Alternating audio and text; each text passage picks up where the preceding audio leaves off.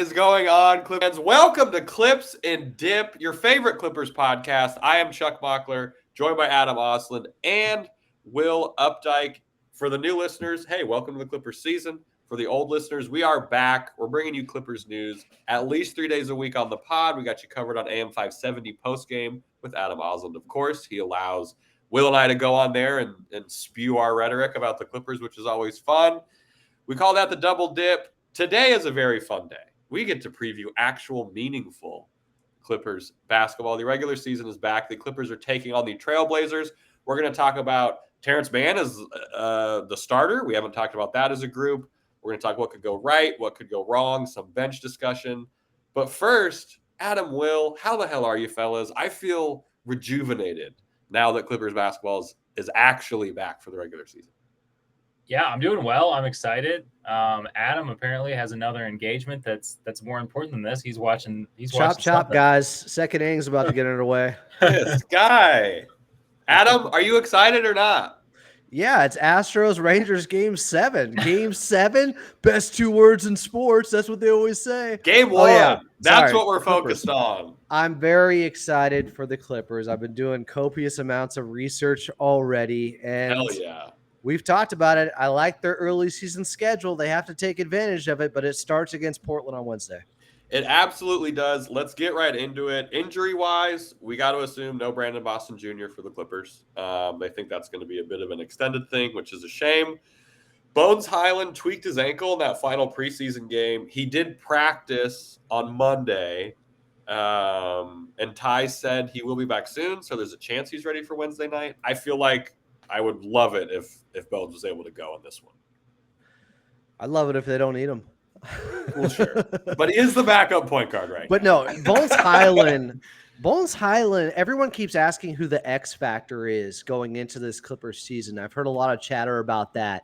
And the easy answer and the most obvious one, I think, is Terrence Mann. We'll get into more on him being in the starting lineup in a minute.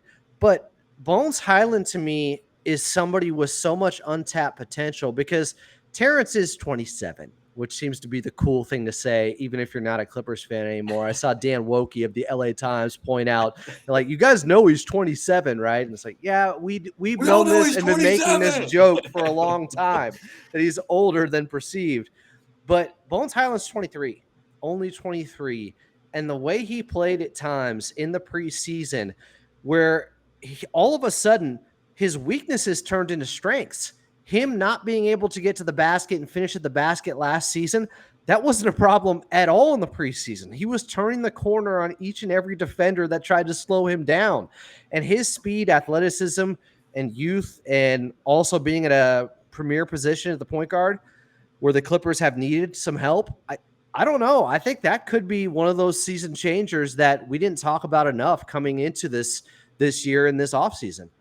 That's interesting. Yeah, no, I really like that. I think that he has changed some aspects of his game. I'd like to see a little bit more like body control and efficiency on some of those finishes around the rim. But yeah, a completely different look at the backup point guard is something that I hadn't really even thought about being an option for this team or something kind of changing things up. So I guess I would have thought of Norm sort of as the X factor just because he's going to put up numbers, be sort of a regular season's inning eater, has his own liabilities defensively, hopefully stays away from injury stuff. But Bones is interesting because it does really change basically how this entire second unit can play. Yes, we're going to talk more about the second unit because there still seems to be something to figure out there with some people. Not sure about the injuries for the Blazers. Doesn't look like anything too crazy per the kind of janky ESPN injury report.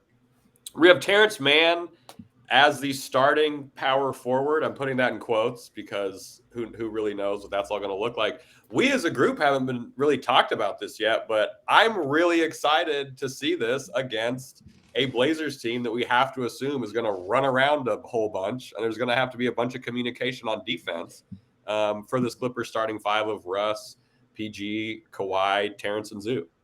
And that seemed to be one of the reasons Coach Lou wanted to up the conditioning and the physicality in the preseason to get ready for some of these young teams, to get off to a quicker start and have those well-conditioned legs that are in game shape already and can play at a high tempo and a high pace of play which has been one of their bugaboos going back the last couple of seasons. They finished bottom 3 in pace. If that changes, along with what I talked about with Bones, there are different dynamics of this Clippers team that I don't think a lot of us saw coming.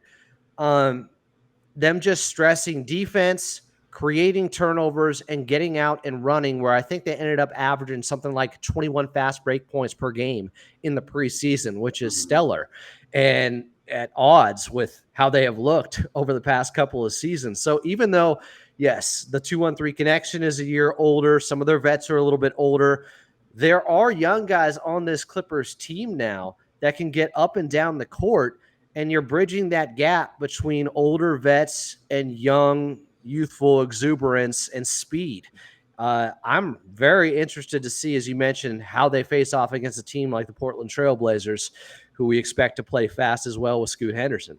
Yeah, they got Scoot, they got Simons, they got Sharp. Like, this is a team, Jeremy Grant, like, this is a team that is built to run. Like, the wins that the Trailblazers get this year are going to be a lot of them from running teams out of the building completely. Will, what are we looking for kind of tone-wise from the Clippers? This is game 1 of a season where a lot of people are saying maybe championship, maybe last chance, who knows? Like, would love to see. People saying that? I haven't heard a lot of talk about the Clippers being an actual contender, but that's an entirely different conversation for an entirely different time. But like I'm ready to see like when it comes down to brass tacks, like we've been hearing the same phrasing all throughout training camp, all throughout the preseason, and it's this team is taking a completely revamped approach. This team is going to run. This team is going to XYZ. Like, okay, like that's all great to say. You have a chance here against an opponent that should, theoretically, be an easy out, and we'll see if that's really truly the case, or if it's more of the same. If we see another lethargic start, if we see the same thing, and that's not an indictment on the entire season. It is the first game of the season, but if we're going to be seeing more of the same, that's not going to be a good indication to me early. Yeah, you definitely want to see the Clippers start fast, which was something that they have struggled with going back years, partly because of old legs, old vets. But now with Russell Westbrook starting a season off with them, that alone kind of gets guys geared up and in line, because playing next to Russell Westbrook, there's going to be a different pace right off the bat. And we saw it with him the last third of the season, or even less than that, I think it was, by the time he was brought in and implemented. But this is somebody who I think can be, I don't want to say the engine of the offense or anything like that, but I do think guys take notice when they're on the court next to Russ, knowing the way he plays, knowing how he can get you easier shots if you get up the court quickly. And we saw a little bit of that in the preseason, where he was looking for Ivica Zubac, who was just sealing off his man. Zubac and Mason Plumlee can both beat their defender, beat their man down the court. Both those guys are pretty athletic centers.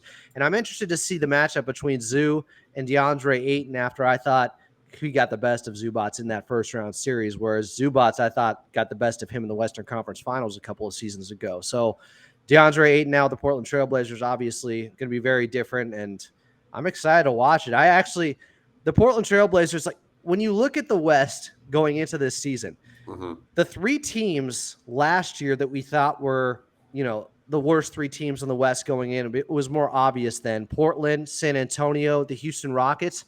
They've all become much more interesting this past offseason. Some more than others, but yes. And Portland has talent. They have some veteran leadership there with Malcolm Brogdon now, with Jeremy Grant getting older. Yeah. Like, that's not a young team, and there's guys there who are going to be hungry. Robert Williams is a problem. Seeing him and DeAndre Ayton on the same squad, that to me is intriguing. We're going to definitely – I want to talk about weirdly, the bench defense for the Blazers is something that I'm really interested to talk about after we get through the starters. But you mentioned Ayton. Ayton averages 17 and 10 in games against Ivica Zubac. That was when, I don't know what I don't take a bunch of stock in those numbers. I think he'll probably get fed a little bit more on the Blazers versus what was happening maybe with the Suns. So Zoo's going to actually go out the rim, though, or is he going to pivot away, go for some long, some shot? You I mean hope go it's at the that. rim like Valley Oop? You mean like that? Gosh, fucking German. Yeah, so Zubac is going to be huge. And then PG and Kawhi, who is guarding them? Who on the Trailblazers is going to attempt, like, Jeremy Grant. Jeremy Grant has ooh, matched like when the okay, Trailblazers that's were one still, guy. when So like let's, yeah, I mean Jeremy Grant though yeah, has matched up pretty well against Kawhi defensively. sure. You know, things are different now. It's been a few years. He's also playing on a completely different team with a completely different look. A Who way worse knows? Like, team. who knows what the commitment to to defense is going to look like on the Trailblazers? Of course, as I say this, feel free to make me eat my hat or whatever when we get blown out by the Trailblazers. Any Whoa, Portland that's fan. not going to happen. It's not going to happen, but I'm saying if it does. But PG and Kawhi are going to be, I love this for a season and home debut for them. This is a nice chance for them to be like, oh, you want to use our picture for all these rest rule articles? Like, this is what happens when we play. So deal with it. We're back. We're here to like make an actual statement. I'm guessing the two guys with the best opportunity to try to slow them down are Jeremy Grant, as you mentioned, Will, and Thibault, right? Those are the two best wing type of defenders that You think they have. Start Thibault? That's what ESPN has in their like thing, but their shit is so wonky. They probably should against the Clippers, but right. To your point, Chuck, this is a team that the Clippers have traditionally dominated in the 2-1-3 era. Yeah. I know they're reconfigured now. Dame's no longer there. No CJ McCollum, no Yusuf Nurkic, but I feel like just seeing an opponent that you have a lot of confidence against, just seeing those colors, seeing that jersey out there, that's not a bad way to start off the year. Opening night for the Clippers. That's a team that they should feel very comfortable going up against.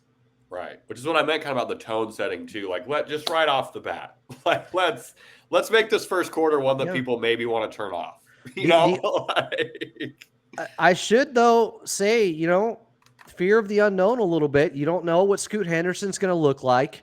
You don't know how DeAndre is going to play and how many touches, to your point, he's going to get now, because that was part of the reason he wanted to be featured more. That was never going to happen in Phoenix. That is definitely going to be happening in Portland. And I expect him to be a much more aggressive player, to what Will was talking about earlier. I think there was an attitude issue. I think there was a moodiness to him because he wasn't appreciated, because he and Monty Williams didn't get along. And I think a change of scenery could do wonders for DeAndre Ayton. I expect him to have a really big season. We haven't touched enough on Scoot Henderson either, who I feel like in his NBA debut, can you imagine like how hard he wants to go at this team? And I feel like, just with his athleticism, he has a chip on his shoulder over not being taken one. He thought going into the draft, he was good enough to be up there. So I think that's something that's really interesting is like, does the Clippers' new mentality and what could potentially be the last year of the championship window, does that overpower sort of youth and their need to like prove themselves and carve out a place in the league? It is cool how just thematically, it's like dramaturgically it makes sense to me. Sure. Dramaturgically, this is a wonderful matchup for those who love through lines, right? You have the new age of the Blazers coming in against this version of what the 2-1-3 Clippers are, because the way time is so weird in professional sports now. I think this is a perfect opponent for the Clippers game one. It's theirs for the taking, right? I have confidence in Ty Lue. We got man starting already. So I think Clippers fans have already got some emotional, stuff banked up by Ty Lue, by that good decision. We have no idea what's going to happen with Marcus Morris. We're going to talk about the bench in a bit, but I'm really excited for this game. It's such a wonderful chance for the Clippers to show that this year's different. Like Will was talking about, like we're going to take this regular season shit seriously, or more seriously, however you want to think about it. And as much as there were so many positives we've talked about in the preseason, the one warning sign to me was Game 3 at home against a Denver team that was depleted and not playing their starters. The Clippers played down to their opponent that first stint. Mm-hmm. They did not play well. Yep. Reggie Jackson was taking Kawhi and Paul George off the dribble and going around screens and looking for a shot. And if you listen to the podcast P a little bit earlier, it was after a play with Reggie Jackson. I know you didn't, Chuck. Calling out Ivica Zubac for being in drop and saying you're too far down. And then he knocked down a 3-pointer. Right after that is when Paul George said, okay, we're hooping now. And Okay, that's when he went off and dropped 23 points. And I think about the span of 10 minutes because he didn't score in the first 6 minutes of the ball game. So they have to stop these notoriously bad starts that they've been having. And that will be the first sign, I think, that something has changed with this team, because we saw it against Utah the first 2 games, in Seattle, in Hawaii, where they put the clamps on them. If you don't come out with that defensive mindset, that defensive intensity, everything that Coach Lou has been preaching for some time now, but has been trying to really instill in them during this training camp, Anthony Simons gets going early, it's going to be hard to turn him off. If Scoot Henderson gets going early and gets comfortable, it's hard to turn these guys off, even though we haven't seen Scoot yet. But you assume because of the talent, he gets going, he gets confident, he gets hot. It's going to be tough for the Clippers, but you can't wait to set your defense, because if you do, and guys are already in rhythm, sometimes it doesn't even matter if you have a hand up. I mean, and anybody can get hot. Look at Jonas Valanciunas or any number of players who have killed the Clippers. Like it can be anybody. So, definitely that defensive intensity is something to watch for sure. For some reason, go ahead. When you brought up Scoot Henderson and what he could look like, I had this terrible feeling of Cam Thomas with the Brooklyn Nets after they lost Kevin Durant. Yeah. And they played the Clippers and he dropped 50 or something like that and was just hitting everything on them and just looked insane. 47. Yeah. That was when he had like 2 40-point games in a row or something, something like that. And maybe, when you have Terrence Mann starting, and I don't know if we've talked enough about this yet, but that is one more guy that, while he'll be at the 4 at times, whatever, he can be a great point of attack defender, and one more guy you can sick on a 2 or a 1 or one of these quick guards out there like Cam Thomas or like Scoot Henderson. So, I'm interested in that, Adam, because we haven't super talked about Terrence Mann getting this starting role here. We haven't really delved into it on the podcast. I'm curious, both of your guys' thoughts. How do you think Terrence Mann meaningfully changes what this team looks like on both ends of the floor? Offensively, I think it helps the Clippers kind of 3-level scoring as a team, right? You have Zoo down low. You have Russ, who's going to be left open, around the perimeter, but is going to do most of his damage driving the ball. Terrence, now we've talked about this kind of step back or whatever, kind of new shot he's added to his arsenal to help him in the mid-range. So Terrence kind of helps bridge a bit, like offensively, I think the at the rim and the mid-range to help with, PG, who's going to help stretch out from 3 and things like that. His activity, I want good chaos Terrence. I want mosquito Terrence. I want him buzzing around, helping Russ grab boards, guys, if his man isn't on him, crash the boards. Things like that on offense. Make the open shots that are there too. That's what he's going to be judged on from Ty Lue, who has his confidence seemingly so far. And defensively, it's switchability. He can, any whoever was going to play the 4, except for Marcus Morris, was going to have switchability between at least 2 positions. Terrence, but nobody has the lateral movement. No option that we have at the 4 has the lateral movement that he can go 1 through 4. He can adequately not leak you defense 1 through 4. He's obviously better at some of than the others, but he's not going to be a nightmare guarding anyone 1 through 4. So and that's actually how I think he keeps his spot.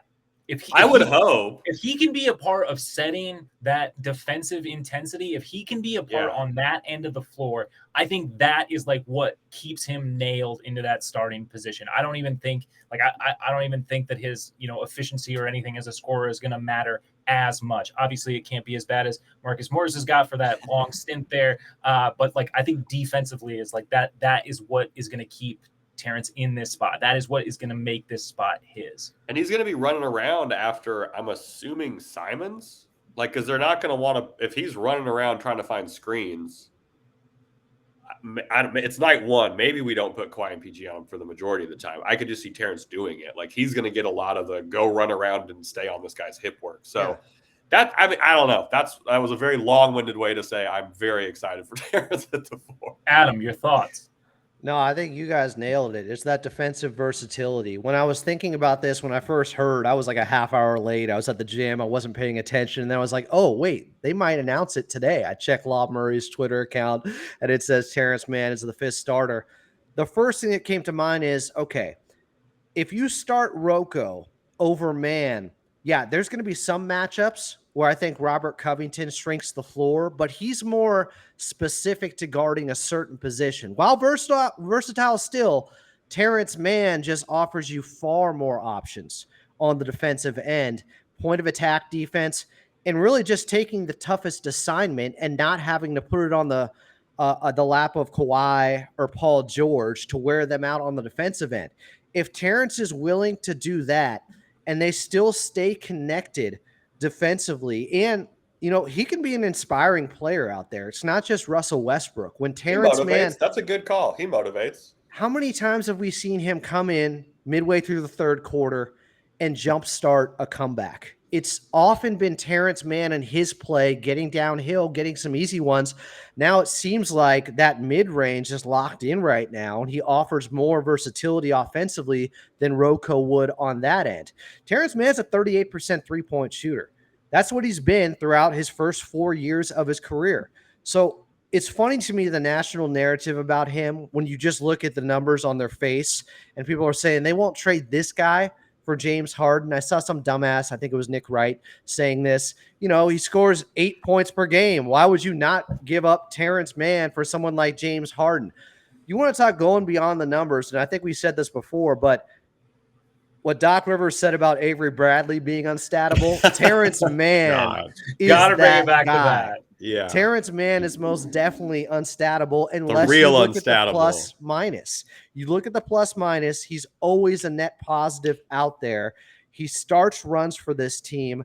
And I do think defensively, with the way and just the activity level that he expends on that end, it gets everybody else thinking, oh, I got to go just as hard as this guy is tonight. Mm-hmm. That's what Patrick Beverley often brought to this team. Hey, Russ did a lot of that in that playoff series, I'll say. When he started games off with a block on Kevin Durant, he was very good It's what Batum does too, right? It's that infectious defensive spark that everyone wants to jump on top of. Yeah, and he can just put out fires. Oh, this guy's starting to get hot. It's basically the opposite of what I saw last season when Marcus Morris was really struggling. That game against the New Orleans Pelicans, I think it was the last start that he had. They were hunting him with multiple guys. That was a nightmare, dude. I remember watching Ingram. That, and it was just like, oh, he's a complete turnstile. He's a sieve. Like it was almost like everyone on New Orleans was just double hand pointing. Yeah, and Marcus Morris, who might get a DNP. Who knows? It started with Brandon Ingram on him. Then they put Kawhi on Brandon Ingram. And then it was, I think, Jones who was knocking down threes in Marcus Morris's face. Like there was no way to hide him. There was no way to disguise him. With Terrence Mann, it's actually the opposite. It's like, how do we get away from this guy? How do we get this guy off of us? Get him off you, and then you got to deal with Kawhi or Paul George. Like Russell Westbrook may be the weakest defender there if he's not locked in. If he is, and he's playing the way and that level of intensity defensively that we saw in the playoffs and at times during the regular season with the Clippers, they can be a top 5 defense. They should be a top 5 defense. Hell yeah. They absolutely should be the top. Defense. I'm in. I'm on board with this campaign. I think that's their way. Like to me, that they have to be like they just don't have the firepower that other Western Conference opponents are going to have. They don't have the 3-point shooting. That's not disrespectful, but it's not like this Clippers team is going to put up absurd 3-point volume. The thing is, they're still to make a deep run or anything. I know it's game one. I don't want to get too carried away, but they're still going to have to execute offensively. But I think top 5 defense. That's their way into having. Not a nightmare seeding matchup, to avoiding the play-in, And just the more I thought about why not Covington, well, how many teams go that big anymore? Like Robert Covington, I think, is better situationally against teams that play a more traditional positions. But Terrence Mann in today's league, I think, is the better option on most nights than Robert Covington would be. Plus, he's better offensively than Rocco. Rocco may be a better set and shoot guy, attack closeout guy. Probably, actually, Terrence Mann's probably better at that too. But it's one box out of the 15 that Terrence Mann is better than him at offensively, including playmaking, bringing the ball up the floor. So, I think, obviously that's going to be a lot of rust, but still, you have an option there. And Kawhi and PG are just more comfortable with Terrence. You heard how Paul George kind of talked about Terrence taking everything that's come his way, being a professional and getting the starting role. Like, not to diminish Rocco, but like there is a comfortability thing there, which is very good for this starting five. Yeah, there were some numbers out there. Paul George, Terrence being one of the top 7 or top 8 players in his career that he has spent the most time on the court with. Which is pretty crazy. And the other one's probably Russ, right? So it's good stuff from the Clippers starters. After this break, we're going to talk the bench because things get not bad, but a little interesting when you're looking at how this Clippers bench matches up with this kind of weirdly potentially defensive-minded Blazers bench. We got ads coming up. We do have to keep the lights on. If they've been too loud for you, go ahead and turn it down. We got ads coming up, and then depth talk in 3, 2, 1. All right, welcome back into Clips and Dip. We're doing your season opener, Clips Game 1 preview. We talked a little bit about the starters. Now it's time to talk about the bench, where things are a little murky, right? Is that fair to say? I feel like things are a little unclear how that's all going to work. We still have a logjam at 4. Depending on Bones' health, who knows what the guard is going to look like. Where are you guys at on this? Do we want to start with who we definitely believe is going to play on opening night on the bench? So it's like Bones, if he's healthy, is 100% the backup point guard. Norm. Plumlee. Rocco or Batum. Then you got Rocco, Batum, KJ, and Morris. Those 4, I'm like, I'll tell you what, I wouldn't be surprised if Morris gets a DNP. I think maybe KJ gets some time, but like that last 4 is a little. Who's it going to be? I wonder. Right, not bad, but I don't know if they're going to play Rocco and Batum. I wouldn't be shocked if Nicholas Batum got the DNP. I know we talked about it a little bit last time, but if there's one guy that you're sure about that you could hide on the bench for a little bit, bring him out in case of emergency, and he's going to perform, it's Nicholas Batum. I'm just not worried about him, rocking the boat, being upset, temperamental, anything. He's the ultimate team guy, and he's steady and consistent. And when he gets his opportunity, he'll be great. I don't think he needs to be that much in rhythm or having played so many games to get up to speed. It's Nicholas Batum. We know who he is. So Adam, you think maybe Rocco over Nico?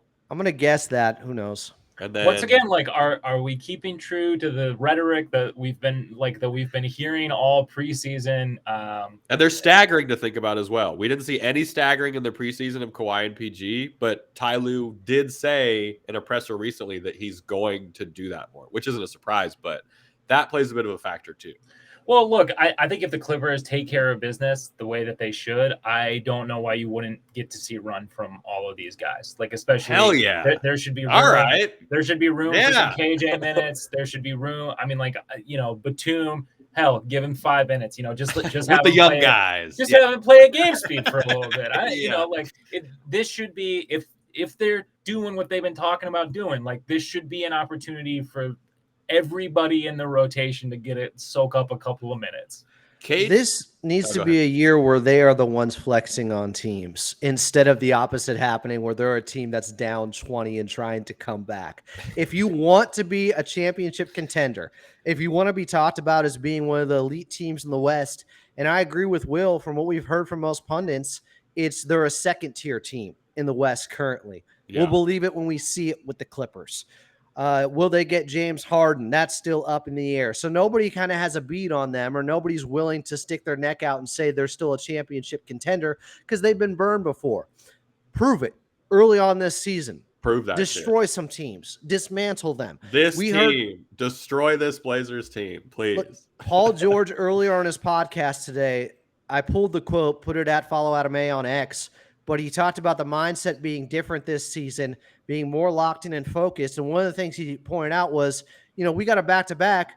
That first game, we need to blow that team out. We need to knock them out and have the starters out of that game by the fourth quarter. And I know this isn't a back-to-back upcoming, but to what Will was saying, might as well. If you are a team that's contending for a championship, then you should knock the Blazers off by 10 or 15 points. Easy. And other guys should get run. And that's how you keep, that is kind of an underrated way to keep guys in rhythm, and something you see with championship teams. They blow teams out a ton. We saw it with Denver early on last season. Yeah. We've seen it with Phoenix. I don't want We've any seen clutch it with minutes for Kawhi and PG. I want Milwaukee. as little clutch scenarios for those guys. Handle your business with your starters and get your backups run and get guys and keep them in the flow of the game. So when they are called upon for a bigger role, they aren't going to be as rusty because you got them in on a night where they were blowing a team out with the starters. And a guy like that is KJ Martin. Ty Lue talked about him today. KJ's the odd man out in this Clippers rotation. I don't mean that in a weird way. He's just the one guy. It's just where does this piece kind of fit? Where does he fit? And right now he's basically, as Ty Lue said, trying to learn two positions. He's playing the 4 and the 5, which we talked about his years in Houston. 1 year he played the 3 a bunch. 1 year he played the 4 a bunch. So not really sure what his minutes are going to look like to open the season. Hope he gets some run in this one. This feels like a team where if we need legs, that when we're looking to the bench, KJ Martin's a guy that might be a rung higher than a couple other guys if things aren't going the Clippers' way. Like, for this season to go right, the team almost has to play to their capabilities against lesser teams, because you only not get almost. so They have to. 100%. They have to every do that. single game, like every single. We've Correct. never seen that for a full year. Yeah. But that goes back to a different mentality with the regular season and taking it more seriously that night. It's not just about that team that night. It's about getting guys rest for that next upcoming game, keeping things on schedule so you don't get bogged down by this treacherous schedule that they have with 25, 3 and 4 nights. The only way to handle that is to take care of business against lesser competition. That's how you keep that smooth and steady pace throughout a regular season where guys are in rhythm but not overtaxed. Yep. Ready, but not tired, basically. There's 2 guys on the Blazers bench that could make things more difficult for the Clippers. This is, again, we don't really know what their rotation is going to look like, but if Tybull and Robert Williams III are both on the bench, that's not the worst 2 guys to be playing defense. Malcolm Brogdon, vet, knows the game, not exactly a stalwart on defense, but he can do his thing out there. Like, I'm not saying that the bench is going to get shut down or anything like that, but these are 2 guys, Tybull and Williams specifically, who, like, it might be hard to get buckets early. If these guys are playing motivated, or if they come in with, heaven forbid, some kind of lead when we get the bench out there, like, this is a bench that has guys who root themselves in being defensive-minded guys. And we kind of have the opposite, other than Rocco and Batum for the most part. I really hope Bones can go, because I think he disrupts this potential defensive pairing. But I'm saying maybe don't be surprised if Norm and Bones are a little off, if things aren't as smooth as we want them to be. On I would love that too. But they're solid. They're not slouches defensively. Oh, no, not at all. But they have their own offensive limitations. Yeah, very much so. Yes, because their defense makes up for their offense, and our bench's offense makes up for the defense, is what it feels like with no reference right now. When they have it going. Like, that's going to be the other thing. Like, we haven't really seen Bones have it going. He was good to close the preseason, and after the shaky start in Game 3 was solid. Norm is who I'm the most worried about. Yeah. Solid. He had 25 points. He was solid. Deez. They just can't let, and there's this big unknown, as I mentioned earlier. Who is Scoot going to be? If he turns into this guy that's just breaking down the defense and making the game easier for all their players around him, then all of a sudden you're in a dogfight with a team that has confidence. It's opening night. Everybody feels like they can make the playoffs. You have to shut the water off before it starts flowing. Like, just get your plumber wrench out and take care of it, because you let any young team get going and get confident. They are sneaky talented. They really are, this Portland team. I'm not just saying that. Sneaky. I don't think it's sneaky at all. They got, well, a lot of people say, well, they're inexperienced. People say they're inexperienced. That's a young roster. But that stuff matters more in a series. It matters more throughout 82 games. We're talking about one game opening night, they're going to be hyped too. You can't let them get confident and get going. What did La Murray say? We had him on last year, and he talked about the Clippers' schedule, where he was like, when you play these teams that are quote unquote bad or whatever you want to use early in the season, that does not matter because it's early in the season. So this team is still hungry.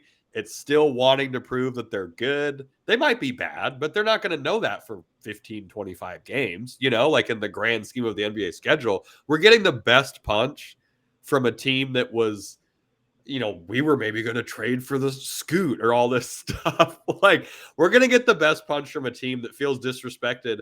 Also, that feels disrespected by their former franchise player who's now like mad that he got traded to the team with the best championship odds or whatever. Like, this Blazers team is going to want to come out and give the double bird to everybody. So like we're getting maybe the best shot the Blazers are going to give any team all year to open the season. Well, they're not in rhythm yet, so I don't know about that. But you know what I'm saying? What like energy-wise, like they're yes. pissed off. Like a couple shots go early, they can be in rhythm. Like you have to create an environment that makes them uncomfortable. Yes, 100%. You know what I'd love to see? A big zoo block on Scoot Henderson in the first quarter. That would be a nice thing to see, to set that tone right there. Before we get into predictions, what else are we looking for in this game? What else is popping into your mind? We got a couple days before the game. There's still some question marks. That's what this Clippers offense kind of looks like. Is PG going to take most of the threes with the starting unit? We assume so. Is Kawhi? He took 10 that one game in the preseason.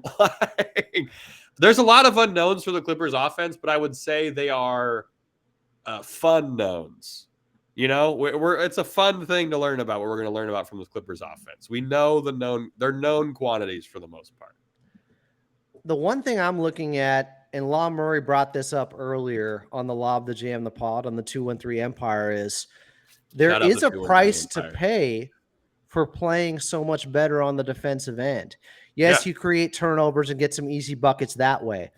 But could there be a connection between the Clippers' poor shooting in the preseason and them playing that hard defensively? So I'm wondering how much that takes out of their legs and their jump shooting, because the three-pointers were way, way down. They were miserable from the outside. I've heard the conditioning is insane. It needs to be, and that's the reason why. But I hope that doesn't translate from the preseason. I'd love to see the Clippers come out and knock down 5 3-pointers in the first quarter.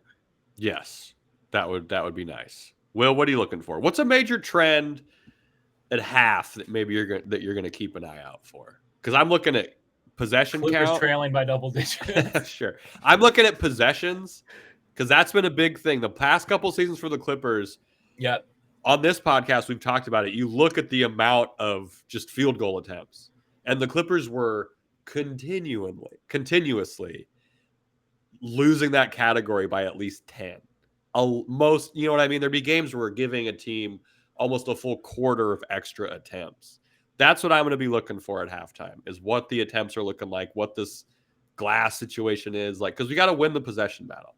It's what we talked about with them acting like they were a flip the switch team that had all these championships banked, but they haven't earned any of that yet. Kawhi's the one guy, who I'm like, sure, flip the switch. I believe you can do it. Go for it, Kawhi. You know Kawhi at halftime, a drink.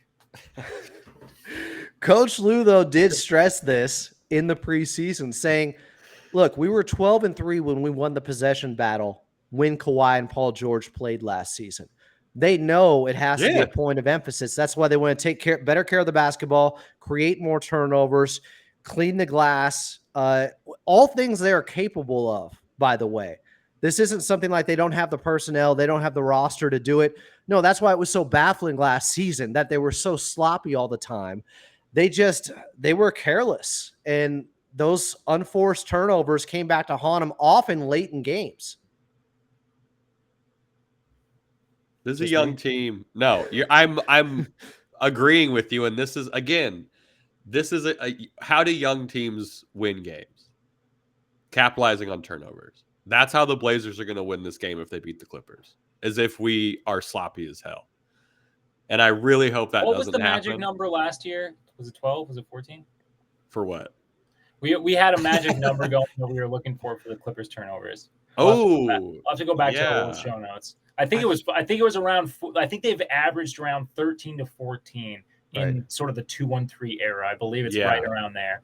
So anytime you're in that, in 12? That region, like anytime you're in that, I'll give them the benefit of the doubt. Let's say like 12 to 15. I feel like you're probably fine. Anytime you're drifting out of that, it's probably getting pretty sloppy. And I would guess there's a coefficient of shots not going in and things not being taken that seriously on the defensive end because you're losing by a bunch. So it is one of those things that this is through design, a bit of a high turnover, like not high. I mean, I guess for the modern NBA, but a higher turnover team by having forwards kind of do that sort of thing more. But something to look at for sure. They were right where Will said. They were at 13.5 turnovers per game last season, which put them right in the middle of the pack, basically.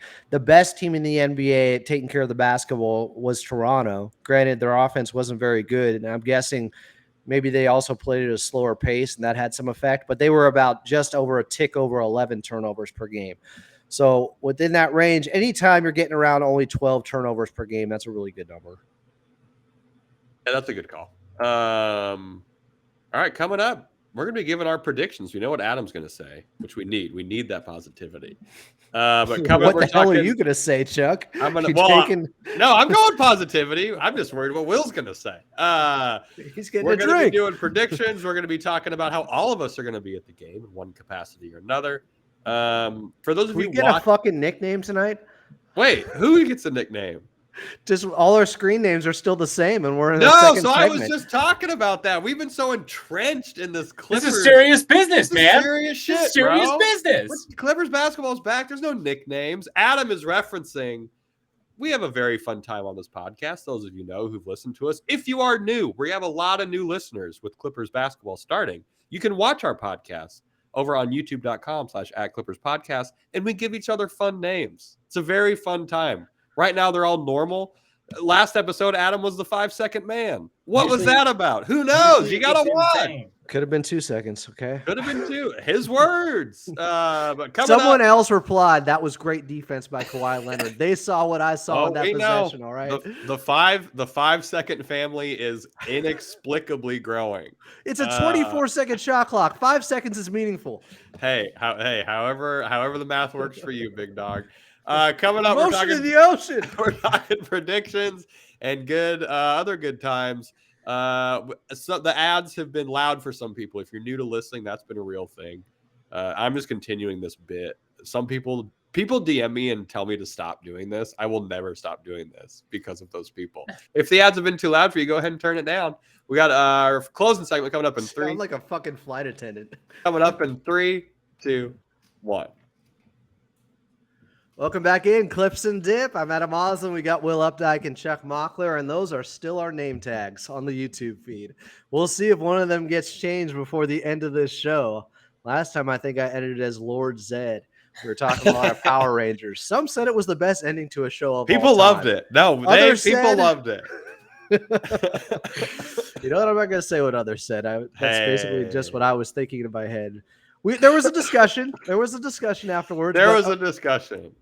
Okay, so a little bit more of a game preview here. Sure. Or are we just going to go with predictions? And that kind of ties into the same thing. Adam, what's your prediction? Clippers 110, Portland 92. Damn, hearty victory. A hearty victory. See, that way I don't have to actually look at the spread or make any ill-advised comments about gambling because I'm not allowed to. Well, funny story. I don't even. The spread is up. The Clippers are 9.5-point favorite. The Clippers are 9.5-point favorites. So, Adam, you believe in the Clips. You think so? You think it's going to be defense because 90 scoring below 95 in the 2023-24 season of the NBA is the new 80. I would argue. Yeah, I think the Clippers are going to put Clamp City back on the map, Wingstop, whatever you want to call it. And the Portland Trailblazers are going to have a tough time. Just ask my bookie. Yes. So you think it's the defense. Will, where are you at? Clips dub. Clips dub. You were a little You were a little not as optimistic in that previous. What do you think's what's powering the Clippers over this plucky Trailblazers team? I think they set a statement. I think they set a statement. I'm ready for them to be taking it seriously. I'm thinking a double-digit win. I'm hoping, like I said earlier, I'm hoping that this is the kind of game where everybody from the bench can get a little bit of run. Maybe even Marcus won't get a DNP because it's like, yeah, big dog, head on out there. Go take your mid-range jumper, buddy. I'm gonna go Clippers win, but I think they lose. They lose. They lose morally. They lose more. No, I think the Clippers are going to win. I think it's less than double digits. I don't think that's through fault of preparation and being ready for this game. I think Scoot's kind of an unknown commodity. I think maybe there's a bit of an early barrage there. I think Kawhi still has to work out a little bit of rust. Again, this isn't Knox. Like, we're still going to win. It's going to be a comfortable game one, man. Like 8-point win. Like a thing where it's like, oh, it was 8 points, but it wasn't really 8 points. You know what I'm talking about? Like, maybe the shooting's a little cold, but the defense is there. Like the Clippers win like 110 to like let's call it 100. You like one of those games. Okay. Just not the most efficient shooting night because the Clippers are an older team, and I feel like there's no logic to this. To me, it's cold shooting hot D. Exactly. Put his name tag is there's no logic to this. Yes, I would love that. Then maybe people would stop saying that I look like Logic, which I absolutely I thought they said that about Will. No, that's about. Why would that be about Will? I thought someone said that. I don't know. Did Logic dye his hair? No, Logic I has thought of glasses him as the new Eminem. Horrible songs. We're also all going to be at the game on Wednesday. It's true. Adam, you'll be there working professionally. Some say. Hey, we would say you're more professional than anyone else. Will and I will be there celebrating a Clippers podcast great bachelor party, which is going to be a fun time. And one of you guys is coming on with me post game on Clippers Talk. We'll have your usual post game show where we'll take calls, and I may get into it with some after game one. Please do. I love Adam. Look, if you're calling into AM 570, be prepared. Don't come at Adam with weak shit. Don't come with the weak shit. Be prepared. Be logical. That might be asking too much. I'm not asking you to be logical. I'm just saying be prepared. I already got one guy emailing me. I think it's Sean in Inglewood who somehow got my email all off season saying how much he doesn't want Harden. Oh, my business cards have your email on it. Oh, do they? I say any Clippers hot takes, send them here. You know, then it's your ink blot. Yeah, yeah, then it's your email. All right, so we're feeling good. This episode's coming out Monday night. Not going to be worried about anything on Tuesday. There's no injury report yet. I'm feeling incredibly excited and good about this Clippers season. I am too. I mean, they're saying all the right things. They're trying to right the wrongs of last season, it feels like, in pretty much every single way. Every complaint, everything's been rectified that Clipper Nation has wanted to at least hear verbally. Kind of. Morris is still on the team. We'll see on the court. Yeah. That's true, but it's if you're still in on Harden, that was kind of a given that Morris isn't going to be used in a trade yet. Should we ask for someone? Hard pivot, by the way, Adam. Great point. Should we ask for someone? If you have a big ass jar out there, we're doing a thing where every quarter the Clippers win or lose. A quarter. Which was it though? Was it? We said win. We're putting a quarter into the jar every time the Clippers win a quarter.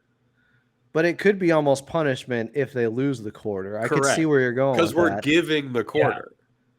But then by the end of it, we buy ourselves something. Where did these quarters come from, by the way? Who is supplying the quarters? Somebody's losing out on money. Look, I buy papers. They take cash. That's where I get my quarters from. What do you mean? You buy papers? Jeez. Yeah, what? So I think we should give the quarter when we lose because we're giving the quarter. I think so. Because it's like a swear jar. It's like a punishment. Sure. Except we're going to use the money for something fun. Well, or we donate it. What? But that's fun. Or we're just going to Slim Jim. That's fun. Okay, so if anyone listening, this is a plea maybe to nobody, has a big ass jar. Doesn't need to be too big. How about just a vase? A vase? What do you mean just a vase? A vase could work too. A Vase vase. sounds nicer than I know it's a vase. It's not the pronunciation that threw me Well, I off. see not logic, and I'm Jacques just making Cousteau sure. over here.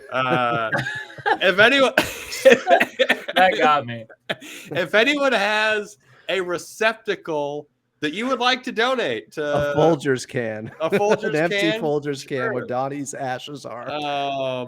We would love to put a quarter in it. So let us know. If not, we'll figure something out. But we do have to we actually have Give to us your keep track of it. receptacles. Let us fill them with quarters. We actually have to keep track of let's it. ask for someone to bring it to the game. Bring But us. I think it's hard to something. get past security. Yeah, you got no You bags. can't bring glass. Folgers can? You can't bring glass in. I've tried. A guy walking into Staples. No, I got an empty coffee can. It's for Adam Osland. They're tasing No, him guys. immediately. It's for Amir Coffee. It's a prop. It's my sign. That's all it is. Okay. Put some paper around it. Say go Amir. All right. I'm not Coffee's for closers. Folgers soldier. Man. Oh, and Brian Seaman. Everyone's back. Carlo, it's his first year. The Clippers are back. This is going to be great. I'm excited. Now I'm excited, honestly. It's going to be a fun time. Yeah. This we'll is be better than Game 7, guys. Yeah, than the baseball Game 7 that's happening. No Been watching shit. the Astros. If it was Dodgers, we wouldn't even be doing this right now. Yes, Chuck. we would. No, I would we be going. wouldn't. I would look like this the whole pod. See, I'm not looking at the cam. I'm just going. That would be me the whole pod. No, say a swear word. 'Cause it's the Dodgers. All right. We're losing. We're gonna be. They would be losing. Yes, it would be a nightmare. We're gonna be back Wednesday night. Adam and maybe Will or I. We don't know. On the radio. It's gonna be a fun time. You can get all those episodes also on our Spotify. If you miss us on the radio, if you're not in LA, they could listen to Adam be on the radio and will be on the radio and me sometimes, which is very fun. On Spotify, on iTunes, you can find us on YouTube. YouTube.com/@ClippersPodcast. Like and subscribe. Like and subscribe. I am not Logic. We will be back on Wednesday to recap a hopeful Clippers victory. And then the whole crew is going to be back on Thursday to talk about the weekend. Basketball is back. Our lives are forever changed. Adam, do you have anything positive you want to say to people, or should we just send them out? I'm just trying to read what my name says. Show notes. I can't say it. I don't get it. He doesn't get it, folks. He doesn't. Good thing it wasn't in the show notes. You wouldn't have even seen it. Thank you, everyone, for listening. Thank you to all the new listeners as well. This is a very fun time. Yeah. And as always, see you next week. And let's go Clips.